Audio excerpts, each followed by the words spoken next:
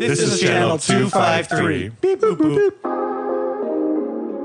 On this episode of the Grit and Grain Podcast. People of color, non-white, non-male, like we need all of that. We need to ingratiate those people into craft beer if we're going to see some growth, right? Yeah, dude. No, gatekeeping is doing nobody any good. Fucking word.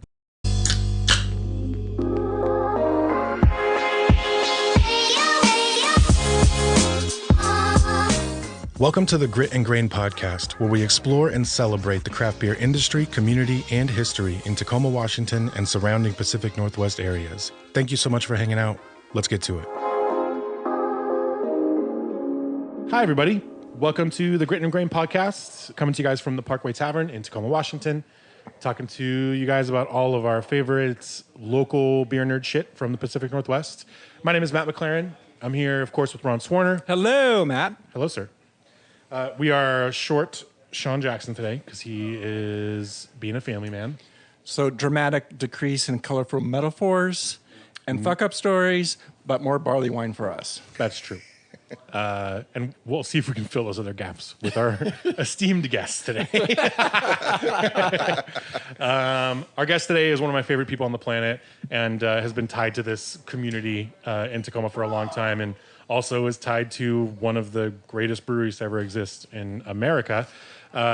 So we are talking to our good buddy, R.J. Adler. Thank you so much for having me here, guys. Thanks, dude. I really appreciate it. I'm stoked to be able to get to talk to you guys, whether or not there are microphones in front of us.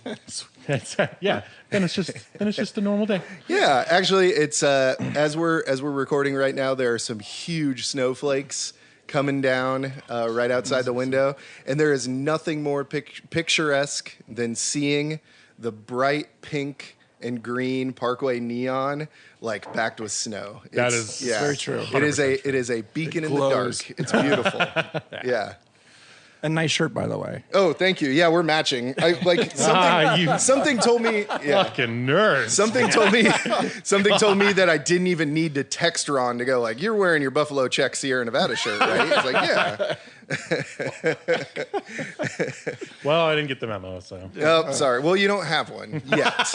You said that like you haven't earned it.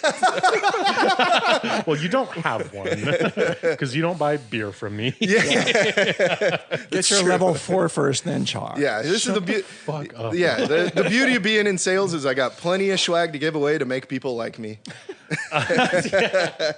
So RJ, of course, is like I said, he's been connected to Tacoma for a long time in this industry, but currently represents Sierra Nevada in all of Washington or just part of Washington. So there are 3 Washington sales reps. Okay. I should say on the west side at least. Right, okay. So yeah, so I cover the South Sound, my home territory, where I'm born and raised. I'm going on... Actually, coming up on my 3rd anniversary, I think in end of March. Cool. So, soonish. Nice. Yeah. Nice. I remember when you first told us about this job. And it was, when I decided that I wanted to go to the supplier side, I had the benefit of being picky. I didn't need to move on, but I felt like it was time, and so I started putting my feelers out. And luckily, through our wholesaler, I've made some friends and connections. The former person who had, the Seattle job reached out to me, and then the new Seattle guy also reached out to me, and they're like, if you don't apply for this job, you're a fucking idiot. Sure. And I was like, well, I'm already a fucking idiot, but I'm going to apply for it anyway. A lot of people applied for that job, so congratulations. Oh, man, like my imposter syndrome isn't strong enough. Yeah, but yeah, it's a genuine honor to be able to wear this badge every day and be the representative for one of the best breweries in the world. Yeah. That being said, any opinions that I may say out loud on this podcast do not necessarily also reflect the values and opinions of Sierra Nevada Brewing Company and its subsidiaries. Our first disclaimer. Yeah. As a sales guy, especially in our industry, it's very hard to go like, you don't clock out and go, okay, I'm no longer the Sierra Nevada guy. No. I'm no longer the wholesaler rep. I mean, shit, when I was on the distributor side, if I had a customer call me and go like, hey, I need this done. And you go like, well, I'm off the clock now, so I'm just RJ. And they're like, no, that's not how that works. No. So drawing the line, I think it's important to do. Sure. Not just on a podcast, but, like setting boundaries, because it is a salaried position. And if you wanted to, you could work 24 hours a day. So, dude, setting boundaries in this job, it might be one of the hardest things about it. Man. You're sales. You're not supposed to say no. I know. That's the exact opposite of what you're supposed to do. Dude, it's brutal. I guess I should say, for anybody who doesn't know who I am, we can go through my bona fides. I do want to. I want to give people a reason to like listen to me instead of just going like, who the hell is this jackass? Yeah, why the fuck do we care? I'll tell you why you should care. Does the RJ stand for Rick James? Because otherwise, yep. I don't give a There's lots of... Yeah, I get Ronald a lot. Ronald? Yeah, I don't... You guys can't see me, but I don't think I look like a Ronald. But maybe that's just me. Everybody else goes, hey, look at this Ronald-looking motherfucker. Well, you kind of do today because we're wearing the same shirt. Oh, yeah. We're wearing the red. I like when we're making fun of how you get mistaken for Ronald, and that's Ron's actual name. And we're like, you know how little Ron looks like a Ronald is I forgot that Ron is short for Ronald. Have you seen Ron without a beard? Because... I might have years ago. Yeah, because that's a Ronald. Did you have a beard? Definitely in Pint D. I came with all without those a beard? years without a beard. When you were in the newspaper world, right? No beard, yeah. No beard. Wow. Yeah, I must have blocked it out because you look so much more handsome now. Oh, everyone heard that? So, RJ, you've been a bottle shop assistant manager. No, what are we drinking first? Oh, what are we drinking? I'm sorry. Oh, yeah, we got to talk about what we're drinking. We're making fun of Ron, and I got distracted. Yeah, I know. It's easy to. What are you drinking? Oh, so I have all of the beverages in front of me. I walked in, and our friendly and knowledgeable bartender handed me a schooner of something dark, and then goes, "Here, this is yours." And then I had to go back and ask him what I was drinking. So this is a 2020 Firestone Walker Parabola. Lovely. So I'm letting that one warm up. And the other beer in front of me is a beer I haven't had in forever.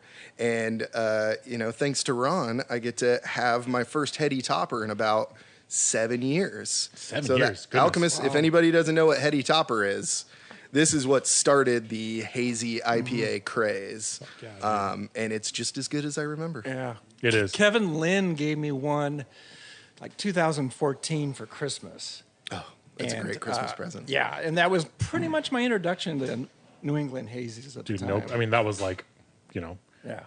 Heady really had just started getting as popular as it, as its peak, like 2 or 3 years before that. So that was really early. Yeah. Stoneface had just started kind of doing similar stuff, and Hill Farmstead. So that was super early in the hazy stuff. Yeah. Nobody it just blew me away. Yeah, it's one of those things where it's like I didn't know this style could taste like this because before I had heady topper, everything I've had was Northwest style IPAs. So you saw double IPA, and you're like malty, hoppy, like sweet, and it's been so long I couldn't even tell you what my expectations were. Gosh, I remember mine exactly. I remember where I was sitting, and I remember exactly where I was and who I was sharing it with, but I don't think I knew what to expect. I think somebody just goes, "Hey, this is a fun beer. It's from the East Coast." And I'm like, "Okay, cool." I was sitting under a Christmas tree. Under a Christmas tree, wearing nothing but a bow. Exactly. So these come from Jane, my friend, who goes to the East Coast quite a bit, and they just arrived yesterday. Oh, very cool. Yeah, that's awesome. I remember having people mule me beer back when I was running a bottle shop, and I got someone who's so excited. They're like, I just got back from the East Coast. And they're like, as they're saying this, they're unzipping their cooler. Oh, shit. They're like, I can't wait for you to have one of these. And he puts in my hand a Yingling. And I was like, Aww. cool. Aww. I can't wait to check this in on Untapped. You and a million people. Yeah, exactly right. Shout out to Yingling. Yeah. Yeah. So, RJ. Yes. Oh, Matt, what are you drinking? The same shit you guys are drinking. Hey, we got different stouts though. I have a Block 15 thing. I think it's probably a barley wine. I think it's their winter one Oh, is or it? something. Yeah. It's lighter than a... Yeah, it looks like a winter one. I have no idea what he handed me. You have Nitro AleSmith Speedway. Jesus. Which, like... Same thing. We How walked in and he was like, how hey, lucky are we? Yeah, smooth and right? Just smooth walk and in and coffee. just have somebody hand you some crazy beer like that. Yeah. It's great. Yeah. We're Everybody lucky who to comes do to the this. Parkway is a spoiled idiot. And Yeah. it's the greatest thing ever. Yeah, it's pretty absolutely awesome. true. This is also this is the first time we're recording since Honey Night, which we gushed about on the last episode. And again, if you were not here for that, you missed out because it was lovely. And As far as I know, everybody lived to tell the tale. I got home from Honey Night at about midnight, and by 12:07, I had spilled gravy on myself. Oh yeah, as you do. So Oh, that's so funny. it didn't ruin Thanksgiving, No, but Made it drier. you had to make a new batch of gravy. I had to make gravy. So 12:30 at night, your wife is going, "What are you doing?" she in the was with kitchen?" me, and I was like sitting at the table, and I stopped talking, and she was like, "What?" And then I stood up, and there's just fucking gravy all over my pants. Yes, dear, it's gravy. Yeah. I like just the disappointed like sigh. I was like, Oh man. Yeah. So anyway, Honey Yeah. Night is the best. It is and the if best. spilling gravy on yourself is the worst that it gets, then you probably still won. Yeah. Yeah. The turnout was. I unfortunately was not here because I was getting ready to go up to Seattle for Thanksgiving, so Yeah. I had to get all my shit together. But yeah, I wasn't here either, but I mean, this place I'm assuming was packed. Oh, dude. It And- was And a over zoo at in Peaks, here. we had our best night in 3 years. oh, it's so that's so good, great. man. Yeah, and so there's absolutely room in this town. Yeah. Man. Yeah. On-prem is back, man. People It are is. people are Yes. way more confident to go out and, spend some money to enjoy the holidays. People are, home in town visiting their family or whatever. Word. Like, this is the first year that kind of felt a little bit more like the before times. Yeah, yeah. Very It's true. like uninterrupted in a way. Speaking of on-prem, Ron was about to ask you about your on-prem experience, and I interrupted. Yes. him. No, that's quite all right. So you were the assistant manager at Pint D. Yep, I was If that there- was the title, I can't exactly remember. It was assistant manager, kind of front of house manager. I just called myself the first hire. Like I've been Yeah. here longer than anybody else. So Yeah. So you actually helped open. yes, right? yeah. So way back in September of 2012, with the Watsons and a few other people that we had on staff at the time. We were the ones unpacking all of the initial deliveries, loading it into the cooler. I was actually, being that we're hitting 10 years just 2 months ago, I was thinking back about how different beer retail looked on the shelf just in 10 years. Yeah. It's so much different. I couldn't even tell you a single thing that we had on the shelf that came in cans. Yeah. I remember unpacking Mendocino. Yeah. We were unpacking Caldera. It was half 6-pack 12-ounce bottles and half 22-ounce bottles. Yep. Like that was the way that you bought beer back in the Right. day. Yeah. It's like 22 ounces. And now Big Baptist is in a 12-ounce can. Oh my God. That was still kind of shocking to me when I first saw. You can get Saison DuPont in a can. Yeah. You can get Delirium Tremens in a can. Yeah. Like amazing. everything is amazing, right? Like I just went to we went to brunch at this rad spot in University Place called the Pine Cone. If anybody hasn't been to the Pine Cone place is Cafe, fucking great. new ownership. I haven't been to the new one yet. No. Oh, me neither. it's great. It is great. And you know what I did? I had a beer mosa with a St. Bernardus wit.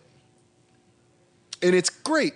They have cans of St. Really? Bernardus wit in the cooler. Awesome. That's That is awesome. Yeah, it's like we are lucky to be where we are at a time that we are, and like I think even if it came in bottles, Matt, you're losing it because it's like seeing things like Duvel and like Saint Bernardus in a can. Like all I can picture is somebody being able to like shotgun those things, and it's like hanging a Monet above a urinal. It's like fuck. It's like.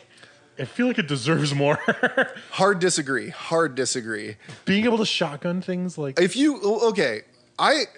think that if it comes in a can, it is a moral imperative to shotgun at least one of them. Touche, salesman. You gotta exactly. You listen, St. Bernardus Wit. Come on, like you wouldn't want to shotgun one of those? No, I guess I would. All it means is that you just get to have another can. It's true. I want to shotgun one of those as much as I want to look at a Monet while I'm pissing. There are all those little points that we've all reached where it feels like, oh, is craft beer gone too far? Like there is always that thing that feels a little bit sacrilegious. And for each of us, it could be a little bit different, right? Like, as a fellow lover of Saison DuPont, I think it's great it comes in a can. I think cans are easier to transport. They're cheaper to transport. They're easier to recycle. All of that stuff. All of that great stuff. Right. But if somebody tried to hand me a can or like a 750 brown bottle of Saison DuPont, I'm going to go like, just for a second, do you have any of the green bottles? My preference is the green. If you don't have the green bottles, happily take this one off your hands. Sure. But that being said, I can be a little picky bitch at times, It was, for me, I was standing in Beer Junction up in Seattle. And it was one night where it's packed shoulder to shoulder. And they have their cooler organized by style. Mm-hmm. And I'm basically have my face pressed up against the glass of their like import cooler. And I see chocolate cherry Duchess. Oh, yeah, dude. And I go, I might quit. I think I'm done with beer. Yeah. Chocolate cherry. You're going to take one of the best beers in the world and put adjuncts in it? Like, fuck you. I need names right now. Give me a name. Who decided this was a good idea? You're like, the cool thing about this beer is that it tastes like fruit without the fruit. Yeah. The fuck are you doing? It's not my favorite for sure. Yeah, I mean, but I've learned that this is a big umbrella that we work in, like we have a lot, everybody has their thing. And I've learned that my opinion is exactly that. It's an opinion. And so for me, I've started to train myself, not going, that beer sucks or what the fuck are they thinking or any of that. It's not for me. Yeah. Whoever the segment is, that somebody's got to be buying it. Otherwise, they're not going to make it. Yeah. But I will say it's not for me. It's not a value judgment whatsoever. It's just not made for me. It's funny we got on this topic because I I end up dealing with this all the time because I'm like the number one distributor for like smoothie style beers in Washington, which is a hard line for a lot of people. Yep. But like I end up defending it a lot, specifically because somebody does like it. And actually, the people that like are excited about it are like people that don't look like me. Like it's usually younger drinkers, usually non-white, a lot of times non-male, and it's like a new thing came out that everybody's like, "What the fuck is that?" It's not beer, but it's also like it's getting kind of like a new customer base into craft beer shops like Peaks and Pints. Yeah. Yep. And like people who have never set foot in a brewery and never set foot in a bottle shop are coming to Ron and going, "Hey, do you have some of this smoothie stuff I keep like seeing? I want to spend $200 on it right now." Yep.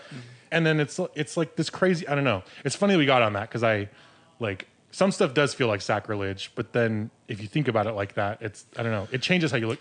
Lil Wayne, this is dumb. Whoa, this is so you're okay. Like, is this a left turn? Okay, left turn. But I got it. So he's coming around with it. So Lil Wayne did a radio interview not even that long ago, and somebody was like, you were, yeah. Somebody was like, you released an album when you were 14 years old in the 90s, and it was platinum. You released an album like 2 years ago, and it was platinum. How the fuck have you stayed relevant for as long as you have, and like at the top of this game in in an artistic field that has evolved so much in that time. And his answer was so fucking good, and it's like applicable to everything, but it's certainly applicable to like beer because it is changing all the time. And he was like, honestly, man, it's just every time something new comes out, everybody who kind of falls off and you feel like they don't stay relevant, it's because a new thing comes out and they go, what the fuck is that? I don't like that. I'm not going to do that. That's not me. And he's like, all I've been doing this whole time is going like, hey man, that's still music. Like, let me call my vocal coach and learn how to do that because that's what people want. And it was like such a interesting, I don't know. It was like an interesting parallel between. I totally get it. You know what I mean? Like, yeah. And I think the point that you made about the people who are coming in asking for those things, I am all for. If it's like, people of color, non-white, non-male, like we need all of that. We need to ingratiate those people into craft beer if we're going to see some growth, right? Yeah, dude. No, gatekeeping is doing nobody any good. fucking word. Yeah, so that's something that I feel is really important too. Smoothie beers are not for me. I'll have one every now and again. Sure. Just to try it, and I'm like, I can just go, okay, that one's not for me. But there are people who come in and buy it by the case. And like, I'm not going to, Yeah, I do. Yeah. They're also not, I'm sorry, go ahead. No, I was just going to say, I don't want to yuck anybody else's yum. That's at the end of the day, that's like, Yeah. They're also not for flow control faucets either. Oh, yeah. I learned that quickly. I feel like that's the most legitimate gripe so far. Yeah. Is that you have to literally take your fucking faucet apart and pull a thing out to do. get it to pour. Every time. Exactly. Yeah. So, But they are 22, 23, 24. And they're Great. And they're buying a 6-pack, and then they're going up to the bar, and then they're looking at all that, and they choose a pint, and they're in. we all have our own entry points into it, dude. right? Yeah. Like, And when's the last time something came out in the beer world that was like that exciting to like that new and different of a crowd? Yeah. Fucking awesome. yeah. Besides if a black IPA, of course. if it causes damn it. enthusiasm, I'm all for it. I'm all for it. So I have a quote here. Yes. And it's not from Claire, and it's not from J3. Uh-oh. The number of Pint D customers who would just go, the number of customers who would go blank when RJ talked about beer was hilarious. But in the end, they all appreciated it. Also, he had a super weird selection of music at the bar. The most random bands you have never heard of. He also would pick some weird bottle for his shift beer, and he would share it, trying to sell it to the people. And it would always end up on his Sunday sampler because no one else would buy it. He also was trying to push the weird Freigeist sours. Oh, Freigeist? Freigeist? I don't know how to pronounce it. I'm part German, and I think I probably should know. I just concentrated on the I like you're supposed to. Yeah, there was like it was a weird like goes or like they're the ones who so Freigeist is a Austrian brewery or German. Somebody can correct me on that.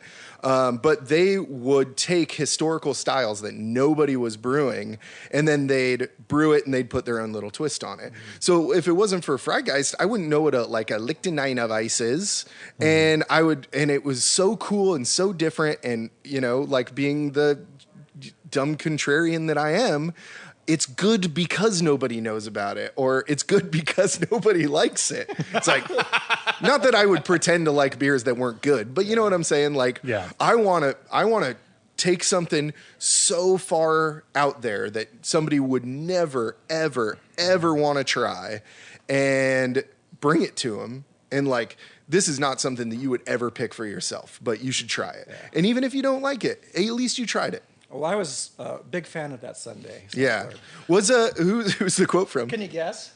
Was it Barry? No, it was Scott Travis. Oh, Scott. Yeah.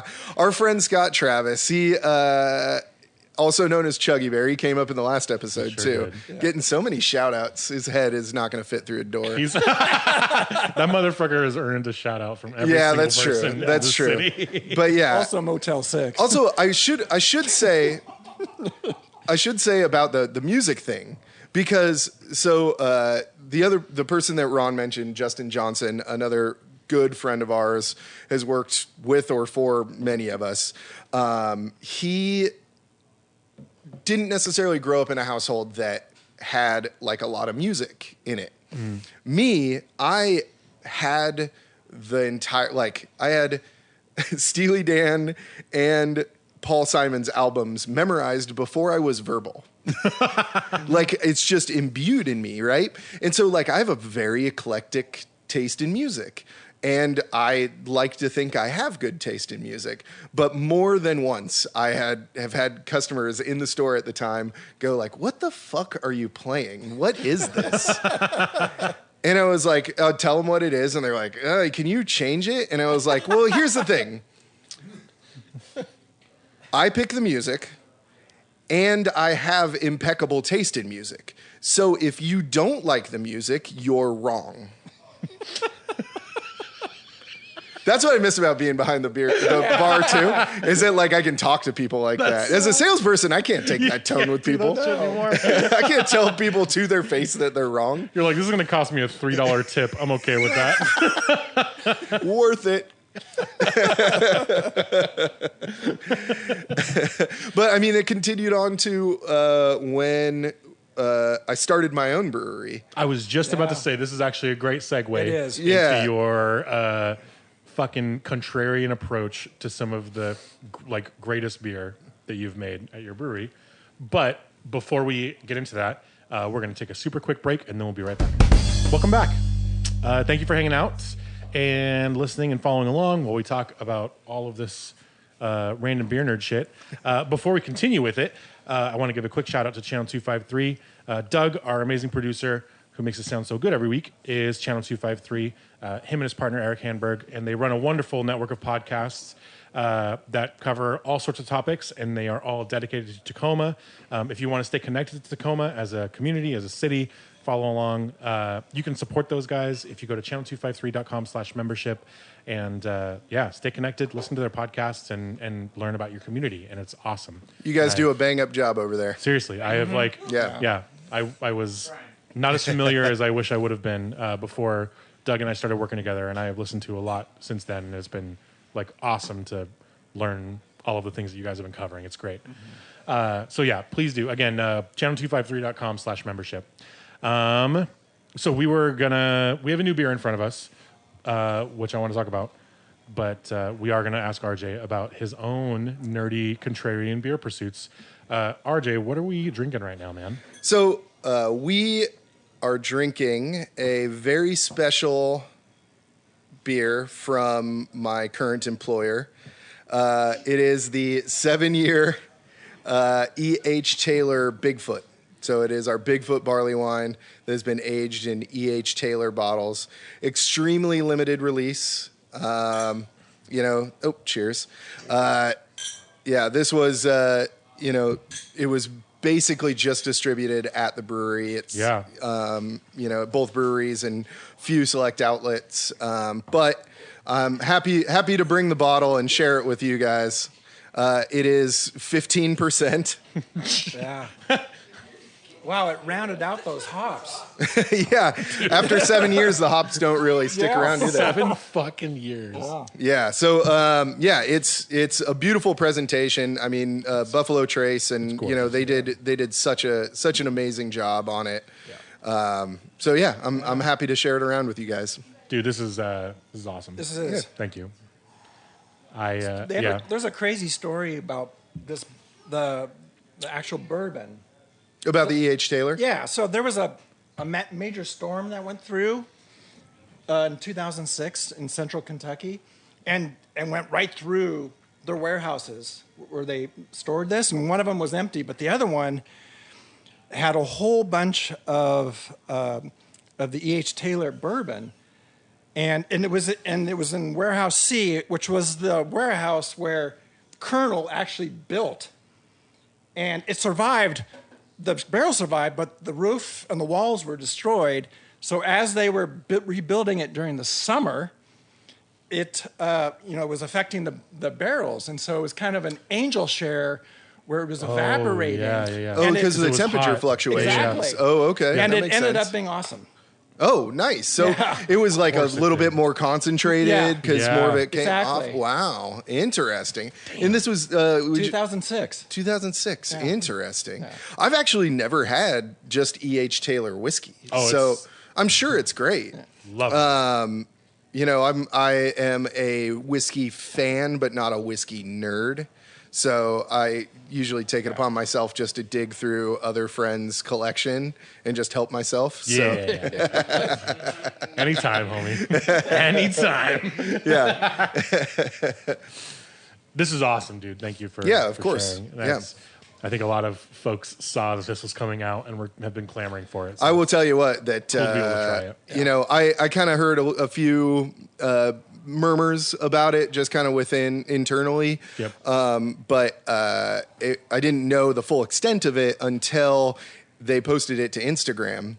And about 5 minutes later, my phone exploded. Yup. Because everybody wanted all of the information about it. And I was like, I don't know if we're going to even Just get so any. you know, people texted me. And To be fair, out of the two of us, you always are way more in the loop than I am. People are like, hey, man, I know you fuck around on that, like, dark web secondary beer market. Like, how can I get a hold of this shit? And I'm like, you know what, man? I haven't been about that life for, like, 6 years or so. Yeah. I just drive to Floodland every, like, But 6 that being weeks. said, here's RJ's phone number. Yo. Send him 8 texts. I know just the man to ask. And How many pairs of Jordans do I need to trade? Yeah, exactly, right? So yeah, it's just one of the perks of working for this brewery, being able to get my hands on these special releases and being able to share them, because that's what's most important. I'm not going to hoard this to myself. Fuck yeah. So, before we get to the brewery that you work for now, we were talking a little bit about your contrarian approach during your own brewery work. And specifically, I want to talk about Because Ghosts. Oh, sure, yeah. So, Ron... Right? Yes. Yeah. Right? Yeah. So, I guess I'll go back. So, one of my best friends, his name's Chris Tracy, really beautiful human being. He is one of those people that when he starts getting into a hobby, he will go all in. Wonder what that's like. Yeah. So he was one of the guys. He was one of those people over the lockdown to start making sourdough bread, like a lot of people did. But he was like sourcing different sourdough pitches, and he was like he had a baby on the way, and I was like, I don't know how you're going to take care of this human baby, because you're taking care of like your sourdough baby, your yeast babies. Yeah, your yeast baby. But he's one of those people that when he gets into it, like he started roasting coffee, and now he sources like green beans from Ethiopia. So when he first started getting into home brewing, he's like, we're brewing beer, and I was like, okay. Yeah. So for years we would do, small batches. I remember the apartment complex that he was living in at the time had one of those show apartments down on the ground floor. Oh, yeah. So it was like kind of gave you a view of the apartment, but then it also kind of acted as a communal space. And we would take, our kettles and we'd dump it in the sink and fill ice. We'd make such a huge fucking mess down there. And we're like, okay, we'll clean up after ourselves. We didn't clean up after ourselves. It was sticky wart everywhere. Just like fucking, just yeast on the ceiling and shit like that. But we had that first good batch. Yeah. Oh, this beer is actually really drinkable. Yep. We're gonna be millionaires. But That's the fucking And what it was, tragic story of all of the 12,000. Yeah, no shit, right? Today. So I remember what it was. It was kind of a hybrid. It was a hybrid black IPA. And it was kind of in between Wookie Jack and Stone's Sublimely Self-Righteous. And it was like, dude, we are geniuses. And we paid, whatever the raw materials were for this, and we made it. Yep. So, it kind of continued on that way, and we started the conversation about what it would take. What are the values that we want to do? that we want to instill into it? What is there a niche that we feel that we could fill? And so as time moved on, I mean, we're talking 5 years later, Right. We started punching the numbers, and he had a job that allowed him not only a lot of free time, but some expendable income. You know, and God bless his wife, you know, too. She barely put up with us, but she did put up with us, and I love her to death. But we started doing like a 3-tier system in his little woodshed. Yeah. And as we're doing this, and as we're starting to develop a brand and get logos, like as you guys could probably attest to, naming anything is the hardest thing ever. So we probably took a year before we decided on it. And that what we decided on was Northish Beer Company. Mm-hmm. And so we had an idea, and we kind of had the beers that we really loved. Chris and I have very similar tastes. And so because I was working at Pint Defiance at the time, and I had access to all these weird-ass beers, including that Lichtensteiner Weiss that I had mentioned, which, if anybody doesn't know what a Lichtensteiner Weiss is, it's kind of like a smoked Berliner Weiss. It's a smoked sour. Yep. So I had that, and I had a smoked sour from Jester King, which is this amazing like mixed fermentation farmhouse brewery out of Austin. And I have a 6-pack bottle bag, and I go to my friends who were brewers at Three Magnets at the time. Three Magnets out of Olympia. At the time, it was Jeff Stokes and Pat Jansen who were brewing there. And so I sit down at the bar with the owner, Nate, and you know, Jeff and Pat were kind of running back and forth, running hoses, and they would come drink some with us. And so, and I'm just kind of waxing poetic about this really interesting thing that I don't really see people doing, is like finding this intersection between smoke and sour. Mm. And I thought it was really interesting, and I feel like, and even to this day, I feel like smoke, if it's done right, is a really unique flavor profile, and people kind of dismiss it because the first beer that they ever had tasted like, you know, smoked pork or something like that, right?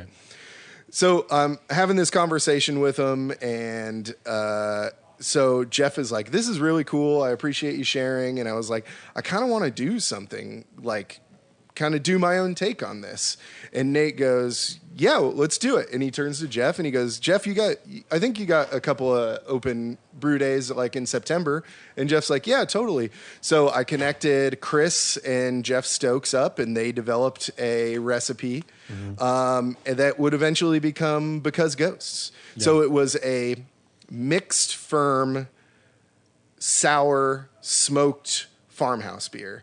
And it was essentially like, Jeff goes, well, what kind of yeast do you want to use in it? And I go, I want it to taste like Saison DuPont, but smoked. And he goes, well, we can get the Saison DuPont yeast strain. And I was like, well, let's do that then. Yeah. I'm not one to hide my influences, right? So yeah, we made the beer.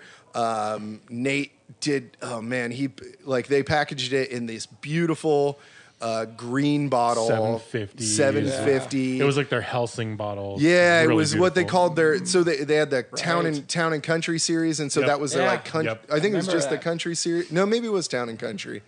But it turned out exactly how I wanted it. I'm just like, this is amazing. That's like such a satisfying feeling, dude. How many free cases can I get from you until I hit my limit and I have to start buying them? Yeah. I will continue to buy them, but I want as many free ones. I just wanted somebody to make this beer. I so sure I could just did. Drink it. Yeah, it was. Oh my god, and I sold it all. It was such a great. I loved. Yeah, yeah.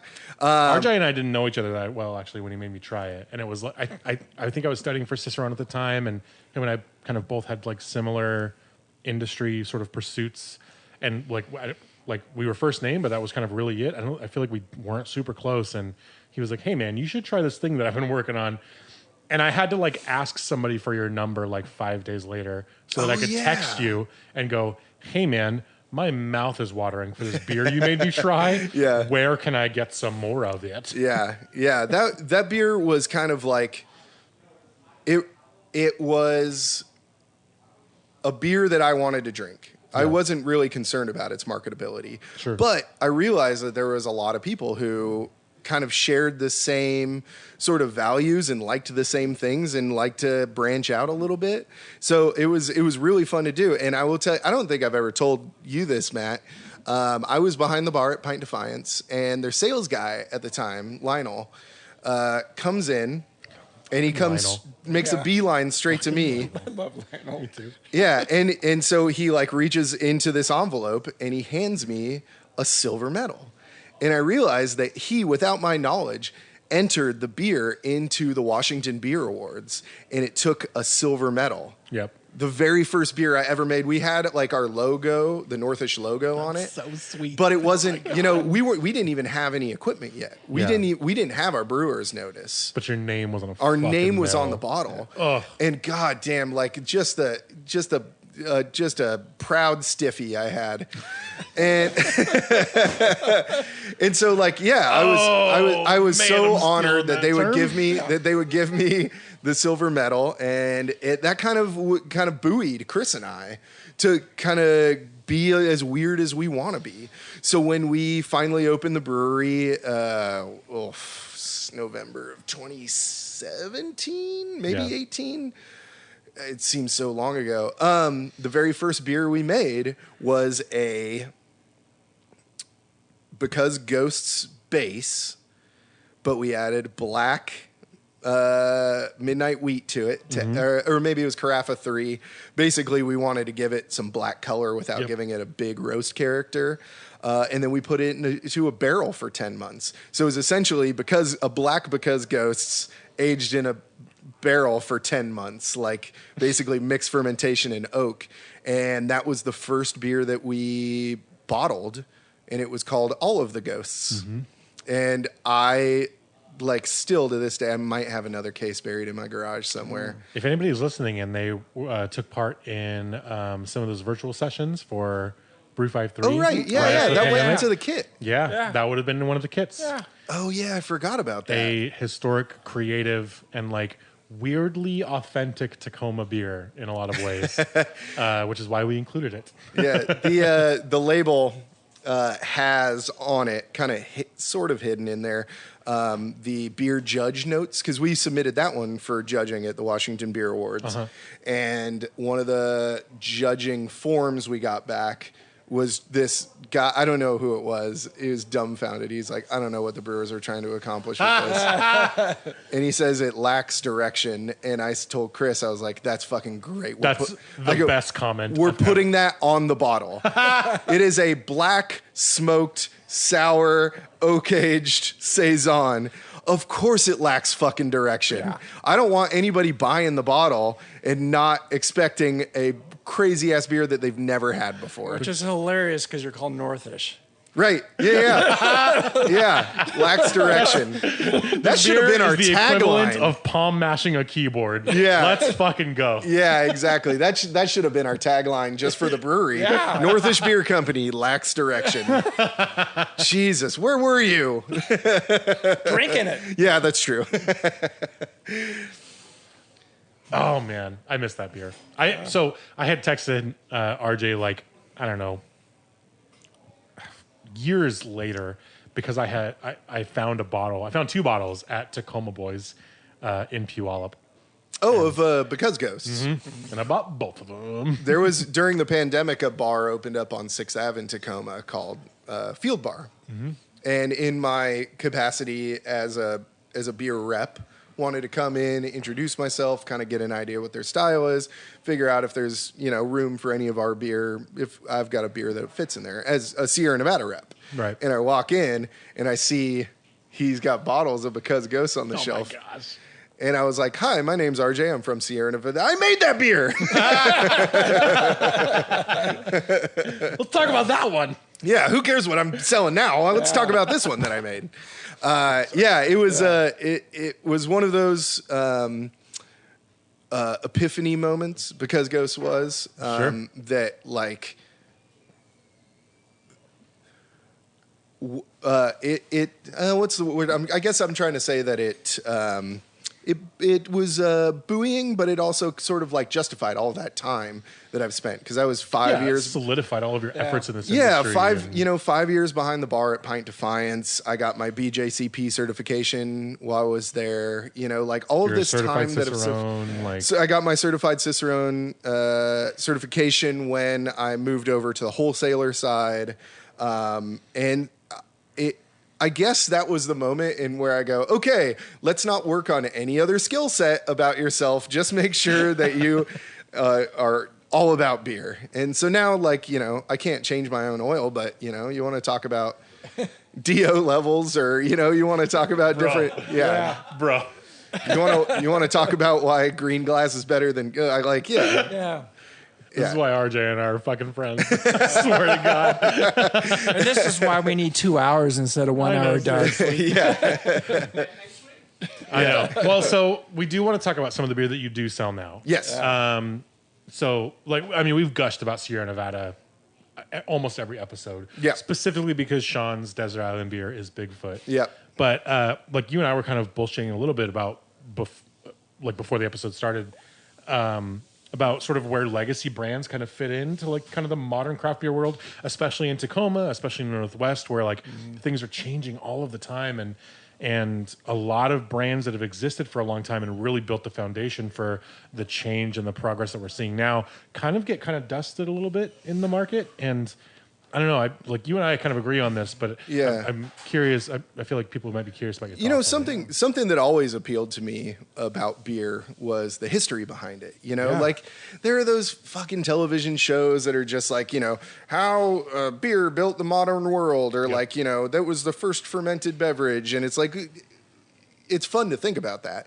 But at the same time, like everything from Prohibition on has affected what we do in our social lives, at least for us, people who are, in the industry or people that go out to bars. We interact with this history whether or not we know it. Yep. Right? Like there are so many times that we can have a beer but not know what the brewer was intended or what inspired the brewer. The storytelling aspect of it and the historical aspect of it, it always kind of like was really fun to me. And, when we're talking about legacy brands, there isn't necessarily the same appreciation outside of our world.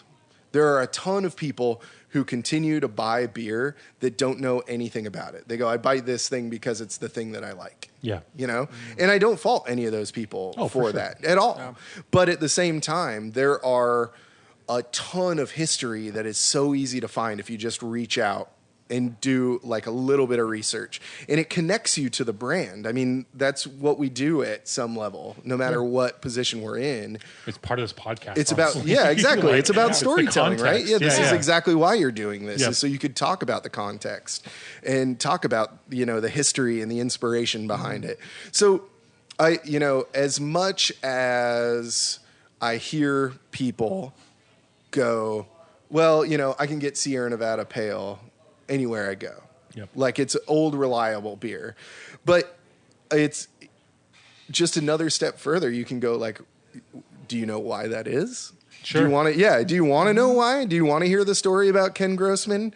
How he, starting the brewery, he just knocked on doors and cold called bars around his brewery and goes like, this is what I'm making. And in 1980, it was such an anomaly. Sierra Nevada Pale, he was told so many times that it was too hoppy, nobody's going to drink it. Yep. What is this? It's this English-inspired pale ale, but with a, like a West Coast twist to it. For people who are listening to, who have like kind of followed some of our Skoog Files episodes, that year, that period was like the valley. Like that was the depths of the valley in terms of like numbers of breweries in all of America. You went from 4,000, and then roughly in the period that Sierra Nevada started, you were at like 40 to 50. Mm-hmm. So like it was as deep as the valley went when he started to do this. Ron, you might be able to tell me this. When was the law rolled back about home brewing? It was at Carter? It's Carter. Yeah. It was Carter. Okay. 78. 78. Okay. I mean, like, it all lines up. As soon as people could legally brew up to 400 gallons or something like that, it kind of was bolstered that, right? Yeah. Well, yeah. So in the legacy brands, I should say, like the OG brands are the opposite of FOMO. You know, it's not chasing what is new or what's hyped or whatever. It's getting back to the roots. It's really kind of learning the family tree of beer. Sure. And so that's my job as somebody who represents a legacy brand, is to tell that story. Yeah. And not just going, it's the new thing. It's shiny. Hell yeah. How could you appreciate the new thing without trying this right next to it? Yeah. Or if you don't know and then you learn it, it causes you to appreciate it even more. Yeah. One of the crazy things is Ken toured Roy Farms in the 70s. Mm-hmm. And which is heinous. And Lester, the grandfather, took him around, and then he decided, well, I'm going to take these small little tiny cascades and do something with them. I mean, dry hop celebration. It's incredible. Yeah. In 82. Roy Farms is like one of the biggest, most well-known hop farms in Washington now. And like, so Ken Grossman spoke at the Homebrew Con that I went to in Portland, and it was like so rad to hear this dude's story, because Sierra Nevada started, and like we talked to Shane about this in the beginning of the episode, and like, you know, he kind of joked about being a big workaholic, and we were like, you know, there's a couple of reasons why people are workaholics, and one of them is they're trying to grow a business, they're trying to make money, they're trying to expand, and one of them is in pursuit of a product. And when Ken Grossman first brewed Green Label, he fucked up 14 batches of it. Mm-hmm. And then like in the mash tun that he hand drilled the false bottom into, 14,000 holes, like he in pursuit of a product that ended up being like one of the most strong foundational beers that exists in the world, but certainly in America. Like he was that workaholic, and it was like in pursuit of a good product. And it's a, you know, like we say, it's a shame to like let that sort of like context and that history kind of get lost in the progress that has been able to be achieved because of the foundation that you represent in a lot of ways. You know, I'm honored just to be part of a very small part of an extended history of Sierra Nevada. And I think, you know, probably one of my greatest assets as a salesperson is just being able to tell that story. Yeah. Doug gave us the warning. I feel like we could do this for another hour. Totally. I got nowhere to be, guys. I'm saying, Doug, sorry. I don't care if you got a family. You're hanging out. All right, overtime clock. No, hopefully you'll come back and we can talk. Oh, I will come back so much, anytime. I really appreciate this, you guys. This is really fun. Seriously. Yeah.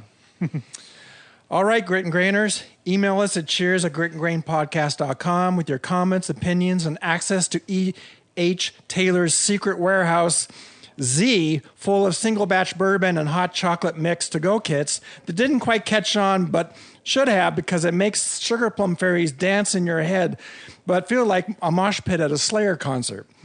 We read and drink everything we receive, and we try to respond as quickly as we can, if not online, then on air.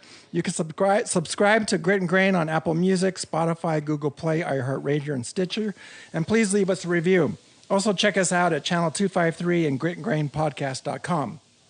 Be sure to follow us on Facebook, Instagram, and Twitter for episode notes, beer news, and that sharp knowing point where you realize you can buck your own trend and overthrow your own inner dictator and hack into your own gnarled mainframe and flick away the angry gods and toss out the bad beer and the redundant paralyzing doctrines, and instead realize it's okay to ask for it all and envision a fresh life and enjoy modern dance and organic vegetables. And lightning will not strike you if you suddenly decide you don't really like war or inflation or John Dutton as governor. And instead you want to surround your life with grace and purpose and quirkily spiritualized, contrarian intellectual funkiness. And of course, generous dollops of Grit and Grain podcast, because what's the point otherwise? If this podcast is not what you expected, please alter your expectations. If I'm happy and I know it, but I don't want to clap my hands, does that leave me open for probing questions about my emotional well-being? And if compelled to clap my hands to maintain any sense of sort of privacy, No such thing as a bad time to visit Tacoma. No such thing as too much barley wine. Tune in next Friday for more sweet chatter. Cheers. Cheers, guys. Thanks, RJ.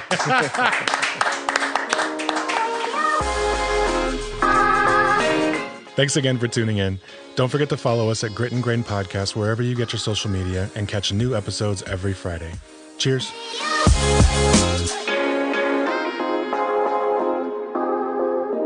This is Channel 253. Good up.